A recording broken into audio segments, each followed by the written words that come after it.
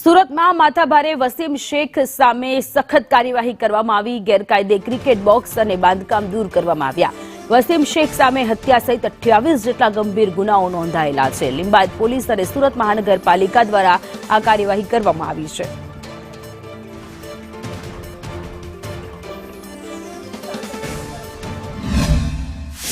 એમનું અહીંયા ગેરકાયદેસર બાંધકામ અથવા ક્રિકેટ બોક્સ છે એ પોલીસના ધ્યાને આવેલું અને એ સંબંધે રિપોર્ટ કરવામાં આવેલો કે આનો કોઈ ગુનાહિત ઉપયોગ જગ્યાનો ન થાય એ સંદર્ભે આજે એસએમસીની ટીમ આવી છે અને એ જે દબાણ દૂર કરી રહી છે અને પોલીસે પૂરતો બંદોબસ્ત આપ્યો। રાજ્યભરમાં અસામાજિક તત્વો પર દાદાનું બુલડોઝર ચાલી રહ્યું છે, ત્યારે સુરતના લીંબાયત વિસ્તારમાં જે વસીમ પાર્સલ નામનો અસામાજિક તત્વ છે તેના ગેરકાયદેસર બાંધકામ પર અત્યારે બુલડોઝર ફરી રહ્યું છે। જોઈ શકાય છે કે મહાનગરપાલિકાની સરકારી જમીન પર આ પ્રમાણે પાક્કું બાંધકામ કરી દીધું હતું અને છેલ્લા 3 વર્ષથી તે ભાડું ખાતો હતો। આખરે પોલીસે મધ્યસ્થી કરી છે અને આ બાંધકામને દૂર કરવામાં અને કયાવટ કરવામાં આવી રહી છે। જોઈ શકાય છે કે દાદાનું બુલડોઝર છે તે ગેરકાયદેસર બાંધકામ પર ફરી રહ્યું છે, ત્યારે અધિકારી ડીસીપી ગઢવી સાહેબ છે તેમની સાથે વાત કરીશું। સાહેબ, કેટલા વખતથી આ વસીમ પાર્સલે પોતાનો આતંક મચાવ્યો હતો અને કઈ રીતના બાંધકામ કર્યું હતું?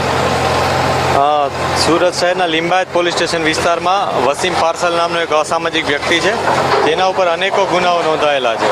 આ વસીમ પાર્સલ ઉપર મારામારી, ખંડણી, મધ્યસ્થી કરીને લોકોને પરેશાન કરવા, આ પ્રકારની અનેક